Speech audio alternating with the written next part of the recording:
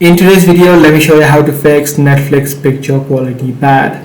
Now in this situation, the first thing that you need to do is force the data user setting to high for your internet browsers. So whether on the download section or on the playback section, make sure that you set the video quality to higher or high so that the highest video quality is played. The highest video quality is not being supported for your network connection or your internet. This simply means that your internet is not fast enough. But however, if this is not the case, then what you also need to do is verify your subscription tier that supports HD or 4K quality. If you do not have a subscription that does support that, then this is the exact issue that you're facing. Now, if none of these solutions are working out for you, and if it is not the case with your internet or with your subscription as well, then in this situation what you can do is just reinstall the application of Netflix. This ensures that you have the latest version, and any sort of bugs which might be causing the issue should also be fixed. So that's pretty much all there is to it. If this video was helpful to you, be sure to subscribe.